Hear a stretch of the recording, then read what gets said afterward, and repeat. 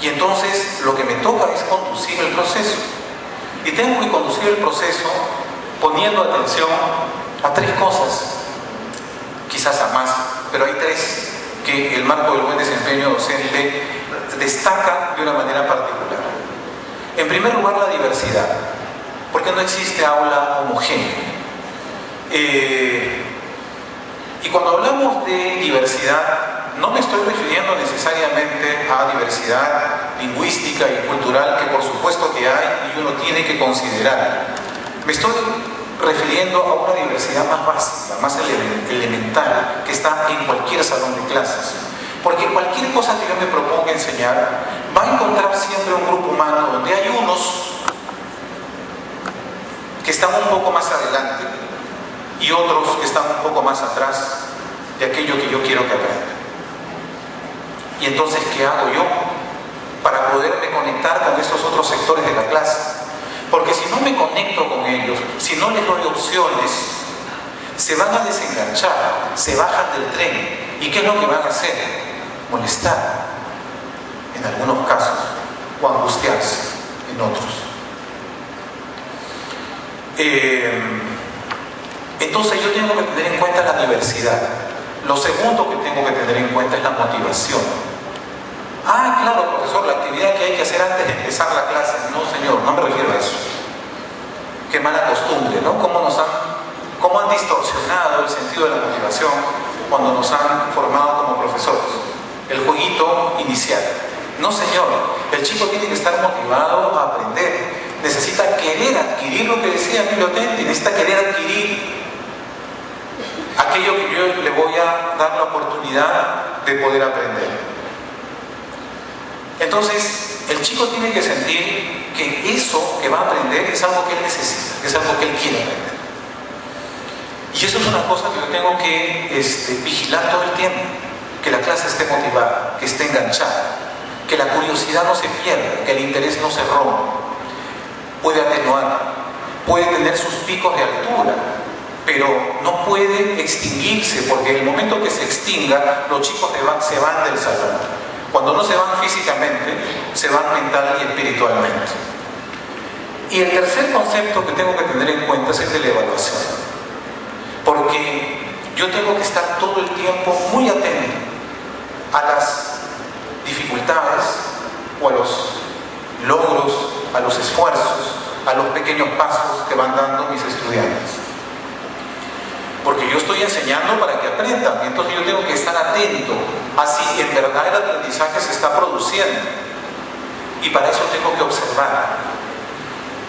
¿Qué es lo que necesito para poder hacer esta tercera cosa? Es muy sencillo. El profesor que invierte la mayor parte de su tiempo en la clase, en hablar, es un profesor que está inhabilitado para poder observar. Porque si yo solo me dedico a hablar, el foco de mi atención está en mí, está en mis palabras, está en mi tiempo. Pero si yo cedo la palabra a los estudiantes y ellos son los que actúan, entonces, y yo estoy en una ubicación lateral, yo puedo observar, puedo registrar, puedo anotar y puedo darme cuenta si están progresando, si están teniendo dificultades, quién está teniendo dificultades y qué señales le doy para que no se sienta marginado y motivarlo a seguir avanzando.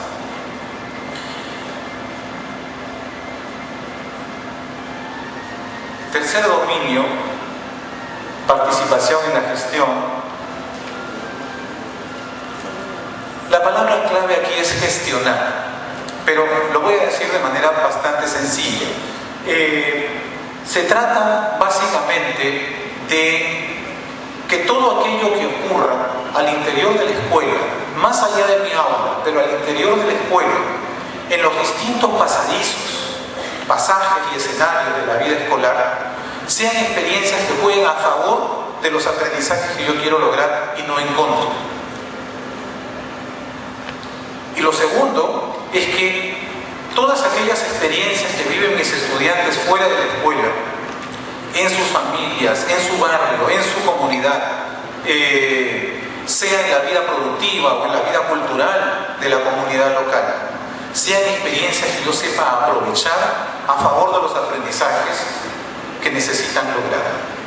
Es decir, antenas muy atentas, muy abiertas, para poder recoger todo lo que me es útil para fortalecer los aprendizajes que los chicos necesitan desarrollar. No es un profesor que cierra la puerta de su aula e ignora todo lo que pasa en el mundo de afuera. Es un profesor que tiene las puertas y las ventanas abiertas, porque lo que ocurre en el mundo de afuera son también oportunidades, o pueden convertirse en oportunidades de aprendizaje. Y el cuarto dominio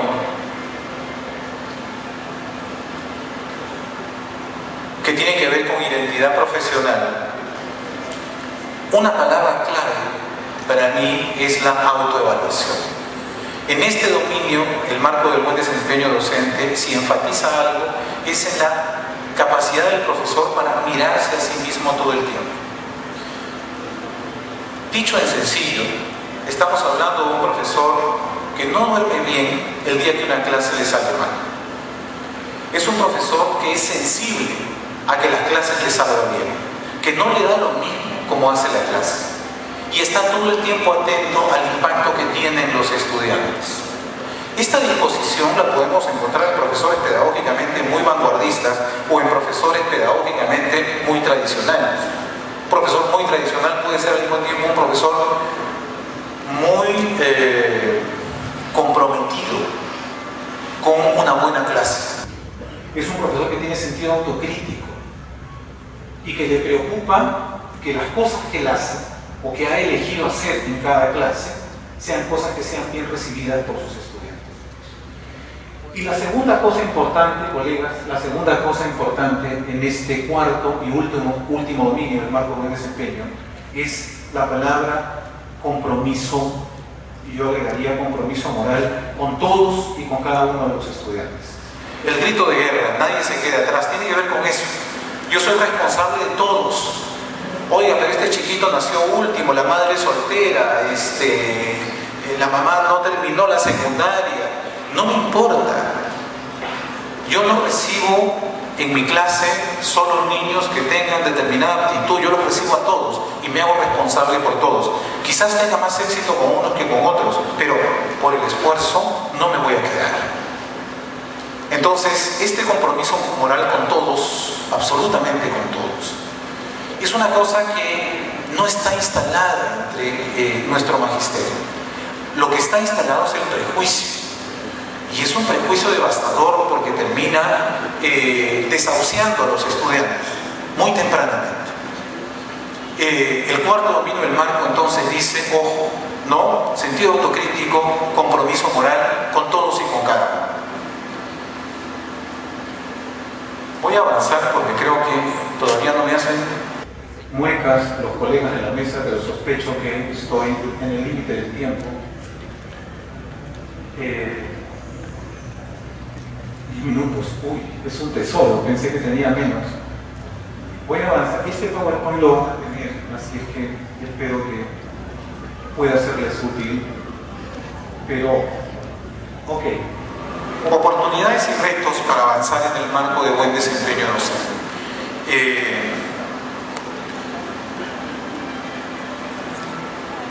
Ustedes acompañan maestros. Ustedes tienen la función, entiendo yo, de no se lleven la presentación que todavía no ha acabado.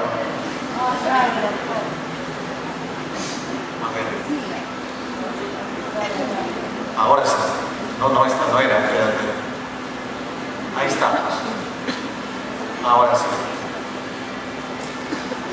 Ustedes acompañan profesores y entonces ustedes lo que necesitan es probablemente saber qué les aporta el marco del buen desempeño docente o cómo pueden hacer ustedes para que sus maestros puedan ponerse en esa ruta.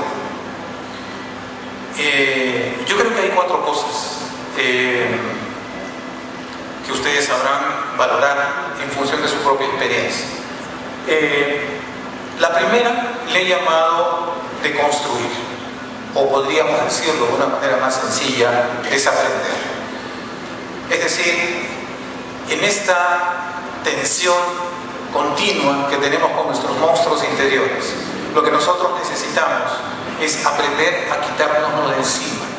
Cómo desaprendemos cosas que forman parte de nuestros hábitos y certezas, digamos, que atesoramos con más cariño. Estos mensajes que hemos presentado en diapositivas anteriores, que los monstruos nos susurran al oído, son cosas que necesitamos desaprender. Una segunda cosa que está colocada allí es habilitación. Yo tengo que habilitar a los profesores para poder hacer lo que se espera de ellos. Un profesor que, por ejemplo, recupera saberes previos en la clase y hace que los estudiantes hablen, ¿no?, y cuenten y compartan cosas que tienen que ver con lo que se supone van a aprender en esa clase. No puede ser un profesor que una vez que los estudiantes dejen de hablar, él saque su papel y haga una clase que ya la tenía prehecha en su casa. El profesor necesita aprender a recoger y a utilizar la información que sus estudiantes le están alcanzando. Necesita aprender a correlacionar esa información con los objetivos de la clase, con las habilidades que los chicos tienen que lograr. Ustedes me dirán, oiga, pero ¿dónde se enseña eso? Si el profesor no ha aprendido a hacer eso, no lo va a hacer. El profesor que aplica sus juegos de roles y después dicta su clase es un profesor que no sabe cómo se construye conocimiento a partir de una experiencia activa. No sabe. Necesita aprender a hacerlo. Puede aprender. No es nada del otro mundo. Pero si no pasa por la experiencia de aprender a hacer eso, nunca lo va a hacer. Motivación. Puede ser un profesor que tenga habilidades, pero lo que ha perdido es la motivación por ser maestro, las ganas de enseñar. Muchos profesores, en experiencias que podría relatarles, importantes que hemos vivido en este país, en zona rural, andina, de selva, muchos profesores desmotivados para el ejercicio profesional han recuperado el sentido de su profesión cuando han descubierto que ellos pueden ser más eficaces de lo que habían sido antes. Cuando pasan por procesos formativos que los habilitan y aprenden a enseñar de una manera más efectiva y comprueban que sus estudiantes pueden lograr cosas que antes no lograban gracias a él. Son profesores que descubren entonces que su profesión tiene sentido. Testimonio de un profesor en escuelas rurales de San Martín, en zona de selva. Él contaba, antes los padres de familia se llevaban a los estudiantes de este colegio porque no aprendían nada conmigo. Ahora, después que me he capacitado y he aprendido cosas nuevas, los padres de familia que se llevaron a sus hijos me los están trayendo de regreso. Ese es el orgullo de un profesor que ha redescubierto el sentido de su profesión. Y en cuarto lugar, información. De repente el profesor lo que necesita es ampliar información sobre sus posibilidades de acción. De repente no necesita todo lo anterior, solo necesita conocer un poco más, tener su banco de posibilidades más enriquecido. O de repente necesita las cuatro cosas o una sabia combinación de ellas. Pero nosotros hemos cometido durante mucho tiempo, miro el tipo de estrategias que empleamos durante la reforma curricular de los años 90 aquí en el país. Hemos pensado que el cambio de las prácticas docentes responde básicamente o es un problema de información técnica, de decirle al profesor, profesor, lo que usted ahora tiene que hacer es esto. Y no ha funcionado. En el mejor de los casos el profesor ha recibido las nuevas instrucciones y las ha sumado a sus antiguas prácticas y ha hecho las dos cosas. Y se han producido unas convivencias, ¿no es cierto?, entre prácticas con enfoques absolutamente contrapuestos que han sido el terror de los estudiantes. Ok, vamos terminando. Quino otra vez. Matthew Arnold fue un poeta norteamericano de fines del siglo XIX, que en uno de sus poemas habló de lo que significa andar vagando entre dos mundos, uno muriendo y el otro luchando por nacer. Cuando yo me encontré con el fragmento de este poema, pensé en nosotros los maestros, cómo hemos nacido en una época de transiciones, en la que no sabemos dónde movernos, si quedarnos en nuestra zona de confort o avanzar hacia nuestra zona de riesgo, o si quedarnos parados en medio, como muchos colegas nuestros han elegido, tomando un poco de aquí y otro poco de allá. Este profesor no sabe a dónde dirigirse y su duda, su vacilación ya es una ventaja, porque hay muchos maestros que no dudan y que se han quedado parados en el lugar de siempre. Si hay un profesor que duda y que empieza a incorporar, aunque sea mal, aunque sea de a pocos, elementos de las nuevas prácticas, es un profesor que yo tengo que atesorar, motivar, alimentar, acompañar. De la noche a la mañana, el Magisterio Nacional no va a avanzar de una esquina a otra. Yo creo en la política de los pequeños pasos, pero los pequeños pasos no llegarán a su destino si es que no nos ponemos en la ruta. Y de lo que se trata es de ayudar a los profesores a ponerse en la ruta. ¿Por dónde empezar? Esto es una buena manera. Enfrentar nuestros monstruos interiores.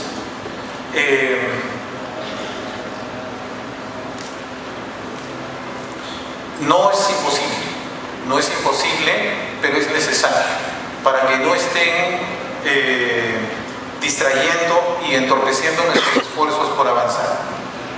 Pero también es importante que saquemos afuera lo mejor que tenemos dentro de nosotros mismos. Compartía con otros colegas también una idea que me parece central. Muchas de las cosas que están en el marco de buen desempeño docente no han salido de la imaginación de unas cuantas personas. Es producto de la sistematización de una multitud de buenas prácticas encarnadas por maestros de carne y hueso que existen aquí en el país y en muchos países del mundo. Para buenas prácticas que existen, que han existido desde hace mucho tiempo. No crean ustedes que es simplemente un buen deseo, una proyección utópica de lo que debiera ser el desempeño de un profesor. Y de hecho yo estoy convencido que si ustedes mismos y muchos colegas se miraran en ese espejo, podrían verse reflejados en varios de los aspectos que están allí descritos. ¿Cuál es el problema? El problema es que el juicio social sobre los maestros lo que enfoca fundamentalmente son nuestras deficiencias, no enfoca nuestras fortalezas. Es posible que conviva en nosotros un poco de lo uno y un poco de lo otro, pero no habría, el marco de buen desempeño docente dibujaría un horizonte imposible de alcanzar si es que la potencialidad del cambio no estuviera en nosotros.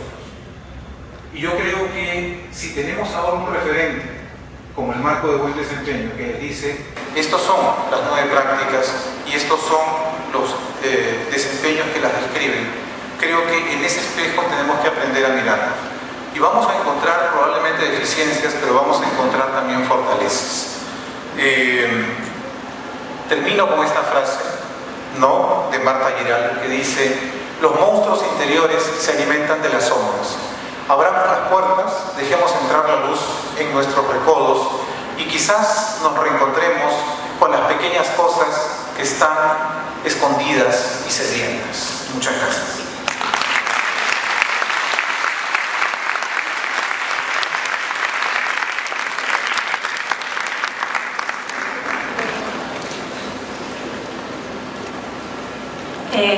Agradeciendo la participación de Luis Guerrero, quien nos ha enriquecido con su ponencia y complementando nuestro trabajo en este segundo día de nuestro Congreso Pedagógico Internacional en Innovaciones Educativas.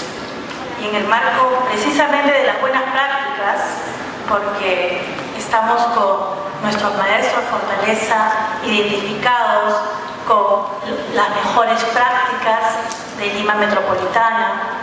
En esta actitud positiva voy a dar pase a la magíster Ángela Iturria para que dé sus comentarios. Ángela es magíster en Educación con mención en Gestión de la Educación, profesora ordinaria de la Facultad de Educación de la Pontificia Universidad Católica del Perú, coordinadora de la especialidad primaria de la misma universidad, jefe de programas de especialización de convenio de la Universidad Católica y el Ministerio de Educación, profesora de la maestría en docencia universitaria de la Escuela de Posgrado de la Universidad Andina de Cusco, ha asesorado y ha sido consultora de instituciones educativas sobre temas de gestión institucional y programación curricular. Actualmente es jefa del proyecto de la Diplomatura de Educación Socioemocional para la Convivencia Escolar en la misma Universidad Católica. Muchas gracias, Ángela, y tenemos 10 minutos para los comentarios. Muchas gracias, muy buenas tardes. Agradezco a los amigos de la DREN esta invitación. Lucho Guerrero nos ha dado unas pinceladas sobre los 4 dominios del marco del buen desempeño docente, como también de las 9 competencias. Mientras que él hablaba, yo sentía como que estaba dando un viento fresco a todas nuestras ilusiones, cuando todas nosotras, todos nosotros decidimos ser maestros. Rescatar un poco esas ilusiones que nosotros teníamos al iniciar la carrera, porque es la esencia misma. Lo que viene a darnos el buen desempeño docente no es nada extraño, es algo que nosotros ya sabemos, pero que de cuando en cuando necesitamos recordar para ver dónde estamos ubicados. Justamente tengo a mi cargo uno de los cursos en la Universidad de Pregrado, segundo ciclo, chicas y chicos más o menos de 18, 19, 17, 18 años, y uno de los temas que yo abordo es parte de la identidad y por qué quieren seguir educación en la católica. Muchos papás no quieren, porque dicen, ¿por qué no te vas a otra carrera donde ganas más? Tú eres inteligente, ¿por qué vas a seguir educación? Entonces los monstruos están adentro y afuera. Y hasta nosotros nos siguen diciendo, ¿educación? Sí, educación. Quiero dejar huella. Y les pregunto, y sacan sus temores, y prácticamente empiezan a ellas a externalizar y también encontrar respuestas de lo que damos en la universidad, ¿no? Creo que este es un buen momento en el pregrado de ir orientando y haciendo que esa antorcha de la que hablaba Lucho, esa antorcha no se apague, o que tengan los recursos de cuando en cuando volver a encenderlas. Yo los miraba a ustedes y, ¿sabes, Lucho? Yo veía antorchas que se encendían. Decían, eso es lo que yo quería siempre. Y el maestro ahí es feliz, se pone contento. Tengo la gran suerte de estar en la Diplomatura de Educación Socioemocional para la Convivencia Escolar, que la tiene el Ministerio de Educación y que está orientada a los maestros de 200 colegios a nivel de Lima Metropolitana que se encuentran en zonas muy vulnerables. Estamos ya por culminar el primer ciclo, y estos maestros que también vienen con sus violencias han ido aprendiendo poco a poco, sin querer, el marco del buen desempeño docente. ¿Y saben en qué parte? En el último dominio, en ese dominio de autocrítica, donde ellos sienten de que si el alumno no está aprendiendo, es muy probable de que ellos también tengan una cuota de responsabilidad. Hace poco he pasado una encuesta para saber cómo se sentían y muchos de ellos están dispuestos a hacer, junto con la autocrítica, un desaprender de las prácticas que las vienen teniendo hace años para volver a ser un maestro renovado. Colegas, no hay edad, no hay edad. Las canas es herencia, pero no hay edad para volver a reaprender siempre. Y eso nos va a poner jóvenes todo el tiempo. A veces el profesor tiene cara de cansado, agotado, renegón, pero no es así. El maestro empieza a entusiasmarse con las iniciativas de sus alumnos, con las gracias también de sus alumnos. No lo toma como una ofensa, sino que empieza a recrear de ahí. Recuerdo mucho un libro muy antiguo de Mustacas, donde decía la autorrealización del profesor a través de la enseñanza. Creo que han pasado varias décadas desde que lo leí, pero continuamente siento que eso es actual. Cuando el maestro percibe que en sus aulas, en cada uno de sus alumnos, puede ir descubriendo que hay un ser humano. Y creo que muchas de las trabas que hemos tenido nosotros los maestros, junto con esos monstruos, son esos paradigmas que no nos han ayudado.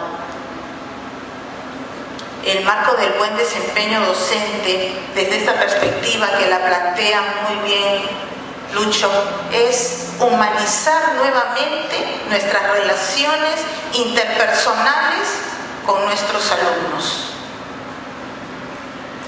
Humanizar las relaciones interpersonales entre docentes. Y es que ahí está la comunidad, una comunidad que aprende. El maestro siente, y ustedes sienten, las profesoras de inicial sienten, que ahora hay tantas, de que se van renovando cuando van aprendiendo. Y un signo para mí muy lindo es que estemos acá presentes. Justamente le decía a Sofía, ellos vienen de haber trabajado toda la mañana, ¿no? La gran mayoría viene a trabajar por la mañana y hay un cansancio, pero hay un entusiasmo y por eso están acá.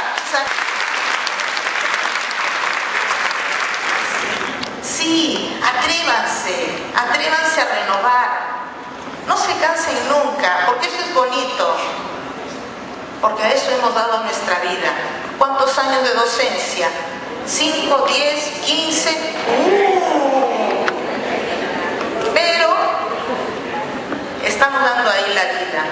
Yo recuerdo mucho cuando se hizo el lanzamiento de la diplomatura, que fue en este mismo local, esta ilusión de muchos maestros. No sé si acá hay alguien de la diplomatura. Muy bien, muchas gracias. Gracias por haber venido. Y ese es un renovarse. Cada seminario, cada foro, cada interacción de maestros, siento que siempre es un aprendizaje. Y hay que verlo así. Hablaba Lucho de que esto no es algo traído de los pelos. Es verdad, hemos tenido oportunidad de tener también algunas charlas magistrales. Una de ellas con la directora Ana Quirós. ¿La conocen? De Pamplona Alta, y el empuje que ella le ha dado a su centro educativo, y que antes se llamaba el Colegio de la Basurita, porque nadie quería ir a este colegio. Ahora es el Colegio José Antonio Encinas, y tiene ya cupo limitado porque los profesores, aplausos también para ese colegio. Muchos profesores se sienten orgullosos. Es que eso es lindo, sentirse orgulloso del lugar donde uno enseña. Y ella le ha dado esa dignidad junto con todos sus colegas. Y hace poco les comento que he conocido otra experiencia muy buena. Ojalá que conozcamos siempre así, que es en el Colegio María Reich, en el barrio de Puerto Nuevo, en el Callao. hemos tenido la oportunidad de escuchar a un maestro de primaria, que está en esta zona altamente vulnerable y que le saca brillo a sus clases a través de la música. Él empezó haciendo música con los niños, con las manos, luego con material reciclable. Poco a poco ha ido envolviendo a sus colegas, a los padres de familia. Cómo los alumnos se han ido sensibilizando hacia la música, a través de la música, por el tipo de lecturas que tenían que hacer.